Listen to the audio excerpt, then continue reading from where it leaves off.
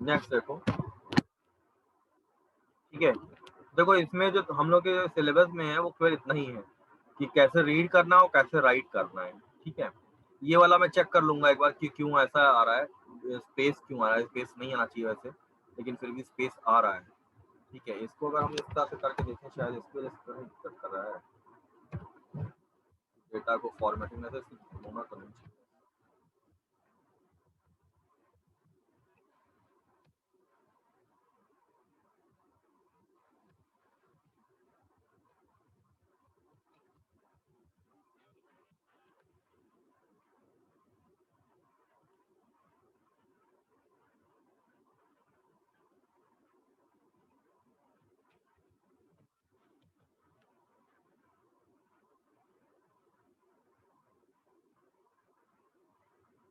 नहीं, स्पेस आ ही रहा है, ठीक है। इसको हम देखेंगे फिर बाद में कैसे होगा, ठीक है। ये फाइल ये मैं आपको सेंड कर दे रहा हूँ, ठीक है। ये समझ में आया कैसे रीड करते हैं और कैसे राइट करते हैं, ये तो क्लियर हो गया सबको। यस सर, ओपन क्लोज कैसे करते हैं? इसमें ओपन क्लोज का ऐसा कुछ नहीं है। देखो ये ओपन जो है ये हमें दोनों के लिए सेम है ना, दोनों में ही हमें क्या करना है, हमें बस मोड चेंज करना है। जैसे ओपन फाइल यहाँ पे लिखा हुआ है, तो हमें अगर राइट करना होगा तो हमने WT मोड दिया हुआ है, और रीड करना है तो RT मोड दिया है ना, या R या W दोनों मोड दे सकते हैं, ठीक है। क्लियर है ये चीज, ओपन दोनों में सेम रहेगा, लेकिन बस यहाँ पे आपको देखना है कि मोड कौन सा। अगर राइट करना होगा तो आपको W मोड देना होगा, रीड करना होगा तो आपको रीड R मोड या RT मोड देना होगा। सर इसमें भी अप एंड मोड होता है क्या? अप एंड मोड नहीं, अप एंड मोड इसमें नहीं होता, अप एंड मोड नहीं है इसमें, ठीक है। कि इसको बहुत ज्यादा तो ओके मैंने सर। नहीं, देखो इसमें बहुत ज्यादा तो आपका नहीं दिया हुआ है, जैसे आपके जो सिलेबस भी मैंने देखा है ना, इसमें बहुत ज्यादा चीजें आपको नहीं दी। इसमें केवल आपको 2 फंक्शन, स्पेसिफिक फंक्शन दिया हुआ है। जनरली आपके सिलेबस में ऐसे फंक्शन नहीं देता, लेकिन इसमें लिखा हुआ है कि आपको राइट रो और ये आपका रीडर, CSV रीडर और CSV राइटर, इसी 2 को वर्क करना है, तो स्पेसिफिक इसीलिए मैंने इसको पिक किया हुआ है, ठीक है। बाकी और हम यहाँ पे ऐसा देखो डिटेल में पढ़ने के लिए बहुत सारी चीजें हैं। पाइथन ऐसा है कि नेवर एंडिंग है, इसमें इतने सारे मेथड्स हैं ना कि हम चाहें भी तो जो है नहीं कर सकते। जैसे यहाँ पे राइट रोज है, अब अगर यहाँ देखो मैं इसको यहाँ हटा के डॉट लगाऊं ना, तो देखो इतने सारे मेथड यहाँ पे हैं कि पता ही नहीं है, ठीक है।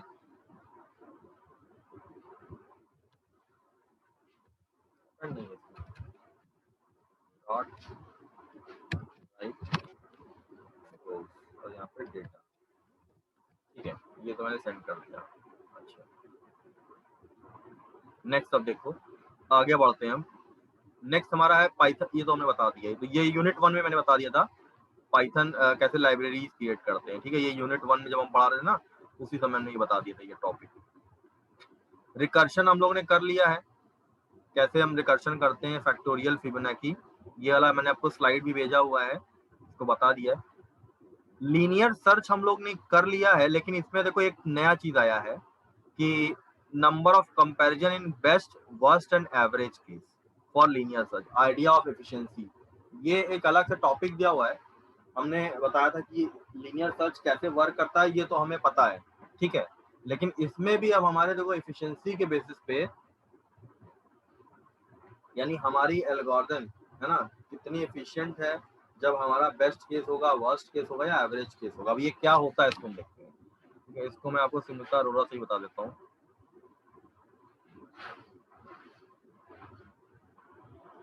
Chapter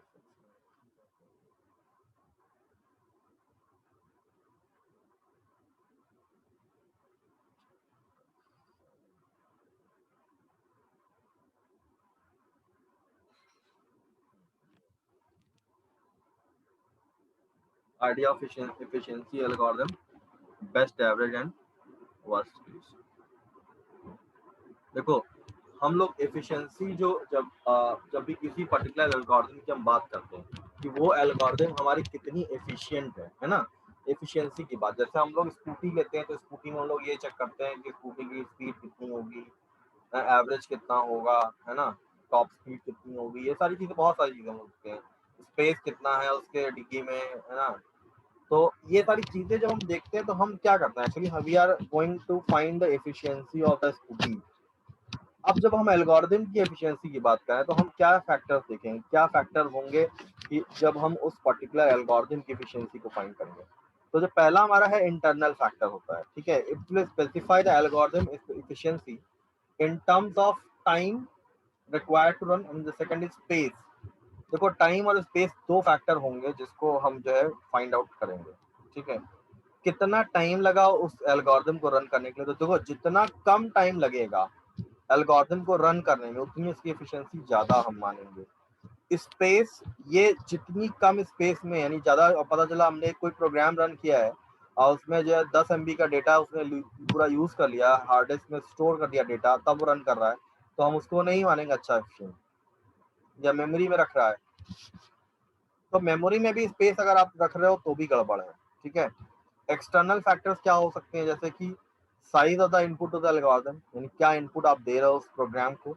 speed of the computer, ये भी बहुत मैटर करता है भाई। आपके पास मान लो अब आपने i6 प्रोसेसर लगा रखा हुआ है और किसी ने रखा हुआ है i3 का प्रोसेसर, या i2 है, सेलेरॉन रखा हुआ है पुराने जमाने का एकदम पुराना सा, तो उसके बेसिस पे क्या हो रहा है कि आपका इन फैक्टर्स पे भी आपका डिपेंड कर रहा है आपकी एफिशिएंसी, ठीक है।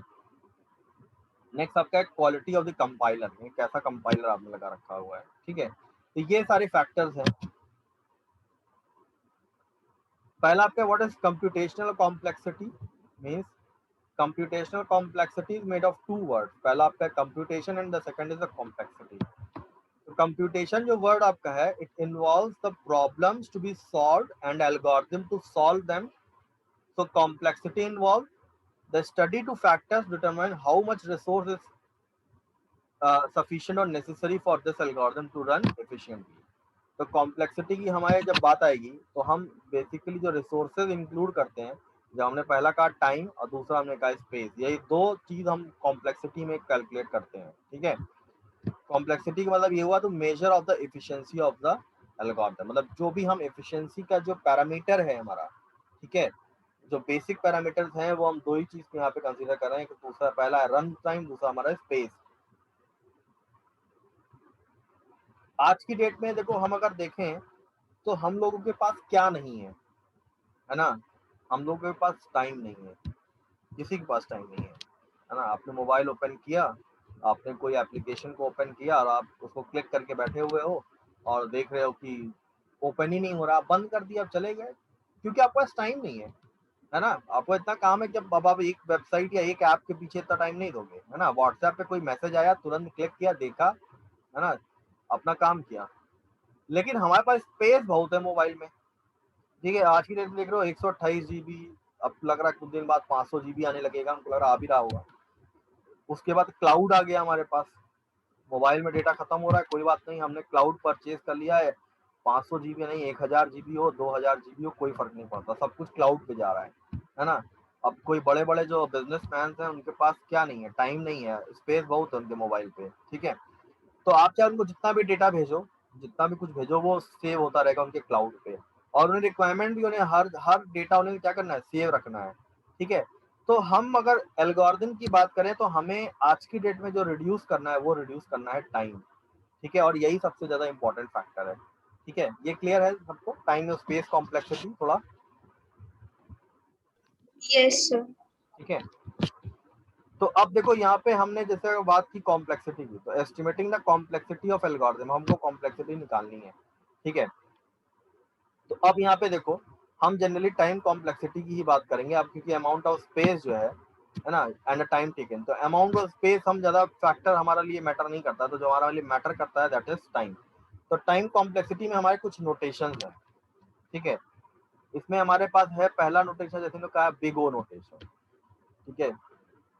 तीन बिग ओ नोटेशन एक है यहाँ पे, देखो यहाँ पे, इसको हम कहते हैं नंबर ऑफ स्टेप्स, कितना स्टेप लग रहा है, ठीक है। So the big O notation is used to depict an algorithm's growth rate, है ना। The growth rate determines the algorithm performance when its input size grows. So through big O, the upper bound of an algorithm performance is specified. Example: so if we say an algorithm takes big O of n square time, this means this algorithm will carry out its task at most n square step for the input size. इसको समझो कैसे क्या बात कर रहे हैं हम। Suppose करो तुमको कोई एल्गोरिथम क्या करनी है, मान लो तुमको सॉर्टिंग करनी है, तो हमारे पास डेटा क्या साइज क्या n है ना। जब उसको तुमने कंप्यूटेशन किया तो तुमको पता चला कि इसमें तुमको n स्क्वायर जो है टाइम्स इस एल्गोरिथम को रन करना पड़ा। मतलब जब अगर मान लो 10 डेटा है तो तुमने नेस्टेड फॉर लूप का यूज किया है तो 100 टाइम्स, मैंने n square means 10 to the power 2 data हमारे पास है, एक एरे है, साइज उसकी है 10। उसमें मैंने क्या किया, मुझे उसको सॉर्टिंग करनी थी, तो मैंने सॉर्टिंग करने के बाद देखा कि मुझे n स्क्वायर टाइम्स एल्गोरिथम को रन करना पड़ा क्योंकि नेस्टेड फॉर लूप है। ऐसे समझो कि अगर हमारे पास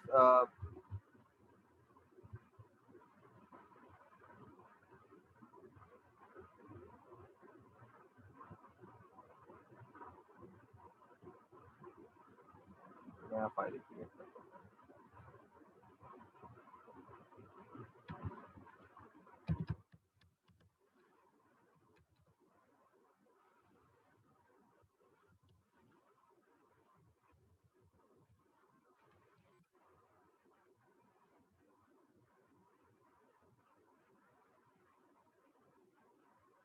यहाँ पे हमने कहा फॉर आई इन रेंज, यहाँ पे मैंने कहा 10, ठीक है। और फिर यहाँ पे मैंने कहा फॉर जे इन रेंज, यहाँ पे मैंने कहा 10, और फिर यहाँ पे मैंने कहा प्रिंट, और यहाँ पे मान लो मैंने कहा सी, ठीक है। तो कितनी बार ये लूप चला अगर हमें ये फाइंड करना है, ठीक है। नेस्टेड फॉर लूप है तो सी को मान लो मैंने 0 किया यहाँ पे, और इसको यहाँ पे मैंने सी की वैल्यू को इंक्रीमेंट किया, ठीक है। अब इसको मैं रन कर रहा हूँ, देखो 100 टाइम चल रहा है। ये क्लियर हो सबको? तो अगर मान लो हमारे पास कुछ नेस्टेड फॉर लूप टाइप का है तो ये गारंटीड है कि ये हमारा n स्क्वायर टाइम चलेगा, ठीक है। अगर हमारे पास 10 डेटा है तो हम लोगों ने जैसे सॉर्टिंग किया था, सॉर्टिंग में हमारे पास क्या था कि नेस्टेड फॉर लूप हम लोग यूज कर रहे थे। तो अगर हमारे पास डेटा का साइज होगा n, 10 डेटा होगा तो वो 100 टाइम्स हमारा कंप्यूटेशन होगा, ठीक है। तो बिग ओ नोटेशन हमारा यही बता रहा है, ये अपर बाउंड मतलब मैक्सिमम कितना वो रन कर सकता है। तो अगर 10 का साइज है यानी n साइज है तो n साइज के लिए ये हमारा रन कर रहा है n स्क्वायर टाइम। लेकिन ये जरूरी नहीं है कि हमेशा n स्क्वायर ही होगा, ये डिपेंड करेगा कि आपने कौन सी एल्गोरिथम यूज की है, ठीक है। तो जैसे यहाँ पे देखो, जैसे अब यहाँ पे आपका साइज जैसे n है ना, तो यहाँ पे n स्क्वायर 100 कैरेट 20 है तो 400 हो रहा है। इसी तरह डेटा जैसे बढ़ रहा है आपका कंप्यूटेशन टाइम भी क्या कर रहा है, बढ़ता चला जा रहा है, ठीक है।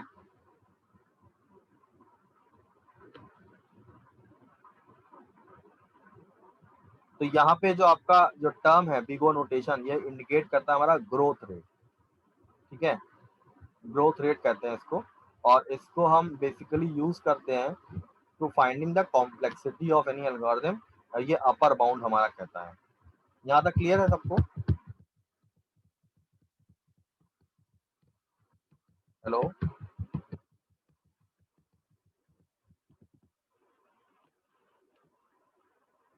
हेलो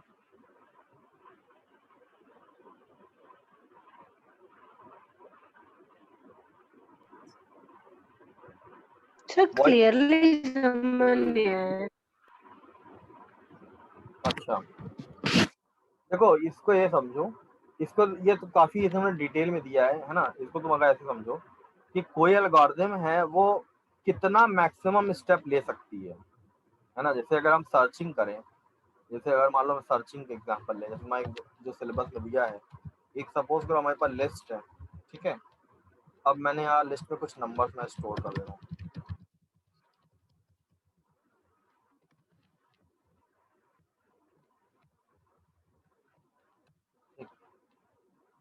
देखो मैंने तुमसे अगर मान लो कहा कि ये बताओ 12 किस पोजीशन पे है, तो तुम क्या बताओगे?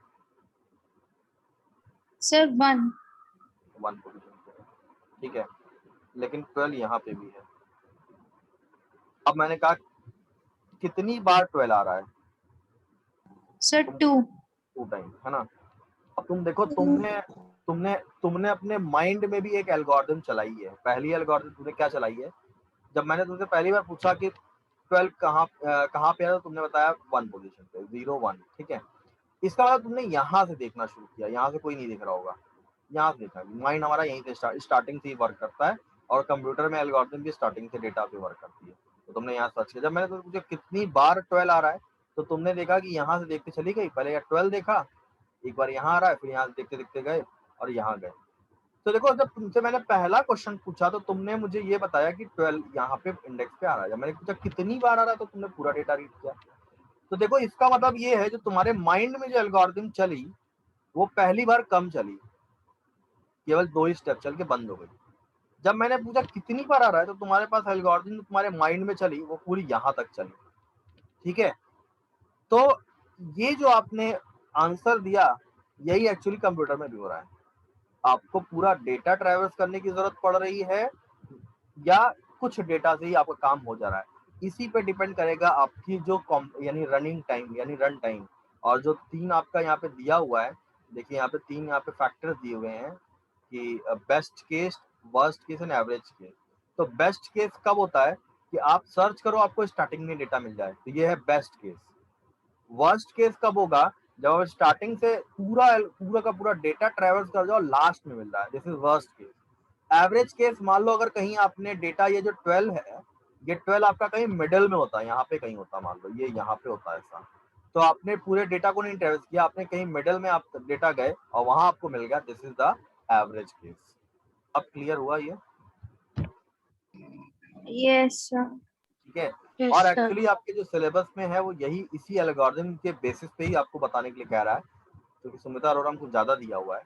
तो number of comparison in best, worst and average case of for linear search, हमें इसी को ही एक्चुअली पढ़ना ही है ना। इन्होंने कुछ ज्यादा दे दिया है, ये एक्चुअली सिलेबस में आपके मेंशन नहीं है, ठीक है। तो हम इतना डिटेल में नहीं जा रहे हैं, ये कुछ आपको मतलब थोड़ा सा ज्यादा इसमें दिया हुआ है, ठीक है।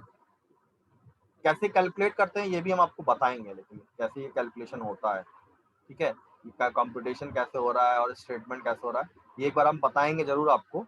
लेकिन अभी के लिए आप ये समझो कि जो आपका सिलेबस में मेंशन्ड है, idea of efficiency, that is number of comparison in case for linear search. तो लीनियर सर्च के बेसिस पे, है ना। और लीनियर सर्च अभी हमने जो किया, ये जो आपसे क्वेश्चन पूछा, जो आपने सर्च किया, this is the linear search, है ना। लीनियर सर्च में हम करते क्या है, हमको अगर मैंने यूजर से इनपुट दिया कि which data you want to search, तो वो डेटा देगा, हम पूरा कंपैरिजन करेंगे लिस्ट से, अगर वो मैच कर जाएगा तो हम बता देंगे। तो अगर हमारा डेटा, जैसे हमने कहा 0 कहाँ पे है, तो 0 में पहली पोजीशन पे मिल गया, तो हम आगे सर्चिंग नहीं करेंगे। This is the best case, पहले ही डेटा से मिल गया हमें। अगर हमने पूछा होता कि 12 कहाँ पे, और मान लो यहाँ पे 12 ना होता, एक ही 12 होता यहाँ पे, और लास्ट में हमें मिलता, this is the worst case. और कहीं मिडिल में, जैसे अगर मान लो मुझे यहाँ पे कहीं 6 पूछा मैंने आपसे, 6 कहाँ पे आ रहा है, and this is the in somewhere middle of the data, तो this is the average case, that's it, ठीक है। और यही आपका सिलेबस भी मेंशन्ड है, ओके। तो लेकिन हम फिर भी आपको जो सुमिता अरोड़ा में ये दिया हुआ, ये आपको हम समझा देंगे नेक्स्ट, कल जो है इसको हम पूरा और डिटेल में समझाएंगे, ठीक है। यहाँ तक किसी को कुछ और पूछ